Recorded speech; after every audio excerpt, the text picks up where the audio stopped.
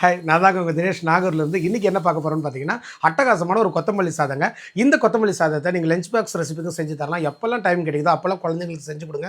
கண்டிப்பாக விரும்பி சாப்பிடுவாங்க. உடம்புக்கு ரொம்ப ரொம்ப நல்லதுங்க.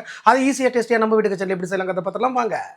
இப்போ கொத்தமல்லி சாதத்துக்கு அரவு ஒன்று அரைக்கணுங்க. அது என்னென்னங்கிறத பார்த்து ஒரு 3 பேருக்கு கொத்தமல்லி சாதம் செய்ய போகிறோம். 6 பச்சை மிளகா போட்டுக்கிறேன்.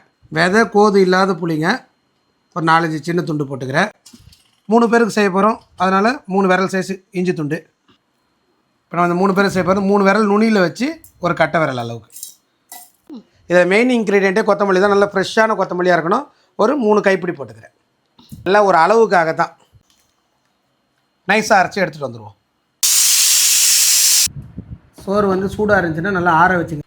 அடுப்பு பற்ற வச்சுட்டு கடாயை வச்சிடலாங்க. கடாய் நல்லா ஒரு குளிக்க எண்ணெய் ஊற்றிக்கலாம். நல்லெண்ணெய். ஆமாம், நல்லெண்ணெய். ஏன் மாமா வடித்து போடுறீங்க? அப்போ தான் நிறைய தெரியுமா? நிறைய தெரியணும் இல்லைப்பா. இது இருக்குல்ல, முழுசாக இருக்கிற முந்திரி இப்படி எடுக்காமல் போட்டிங்கன்னா இது உள்ள ஒரு சில நேரத்தில் புழு வச்சுருக்கோம். அது தெரியவே தெரியாது. 4 பட்டை முந்திரி உங்கள் தலையில் கட்டிட்டான் கடைக்காரனா, அதில் புழு வச்சுருக்கோம். அதனால் அதை பார்த்து எடுக்கணும். முந்திரி பருப்பு சேர்த்துக்கலாங்க. முந்திரி பருப்பு பொன்னிறமாக வரட்டுங்க. பொடியாக நறுக்கின சின்ன வெங்காயம் நல்லா ஒரு பெரிய கை அளவுக்கு சேர்த்துக்கலாம். முந்திரி பருப்பு தான் போடணுன்னு இல்லை. நீங்கள் சும்மா கடலைப்பருப்பு, உளுத்தம் பருப்பு, நிலக்கடலை கூட போட்டு வறுத்துக்கலாம். நான் சும்மா வீடியோங்கிறதுனால முந்திரி பருப்புலாம் போடுறேன். இல்லை நானே போட மாட்டேன். இல்லை, அவங்களுக்கும் பிடிக்கும், அதனால தான் போட்டாங்க. அதுதான் எனக்கு பிடிக்கும். இருந்தாலும் வீடியோங்கிறதுனால அந்த காரணம் சொல்லி போட்டுக்கிறேன். ப்ரெஷர் இருக்குது, சாப்பிடக்கூடாதுன்னு சொல்லியிருக்காங்க.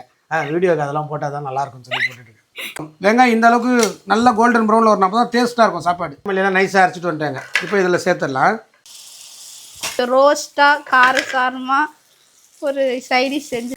அம்மா காரசாரமா முதல் வீடியோ ஒழுங்காக எடு. நல்லா அலசி எவ்வளோ வேணாலும் தண்ணி ஊற்றிங்க, அது பிரச்சனை இல்லை. மறுபடியும் திக்காக எண்ணெய் பிரிஞ்சு வர வரைக்கும் வதக்கணும். நல்லா எண்ணெய் பிரிஞ்சு வரணுங்க. ஜஸ்ட் ஒரு 10 மினிட்ஸ்லேயே முடிஞ்சிருச்சு பாருங்கள். எண்ணெய் நல்லா பிரிய ஆரம்பிச்சிருச்சு. ஆஃப் பண்ணிடலாம். நான் குக்கரில் தான் வச்சுருக்கேன், எண்ணெய்லாம் விடலை. சாப்பாடை நல்லா ஆற வச்சுருங்க. 3 பேருக்கு சோறு இவ்வளோ எடுத்துருக்குறேன். அதில் வந்து பார்த்திங்கன்னா மசாலாவை போட்டு நல்லா மிக்ஸ் பண்ணுவோம். சூப்பரான சுவையான அட்டகாசமான கொத்தமல்லி சாதம் ரெடி ஆகிடுச்சிங்க. சேப்பங்கிழங்கு ரோஸ்ட்டு சாப்பிடுவோமா? ரோஸ்ட்டை வச்சு செம்மையாக இருக்குது. கண்டிப்பாக இந்த டேஸ்ட்டில் வந்து ஃப்ளாட்டே ஆகிடுவாங்க. அந்த அளவுக்கு சூப்பராக இருக்குங்க. உங்களை செஞ்சு தர சொல்லி நெக்ஸ்ட் டைமும் கேட்டுக்கிட்டே இருப்பாங்க. இந்த மாதிரி ஒரு ரெசிபியை நீங்கள் சேவ் பண்ணி வச்சு உங்கள் ஃப்ரெண்ட்ஸுக்கும் ஷேர் பண்ணுங்கள். கண்டிப்பாக எல்லோரும் ட்ரை பண்ணி பாருங்கள். தேங்க்யூங்க. தேங்க்யூ ஸோ மச் ஃபார் வாட்சிங். நெக்ஸ்ட் வீடியோவில் பார்க்கலாம். பை.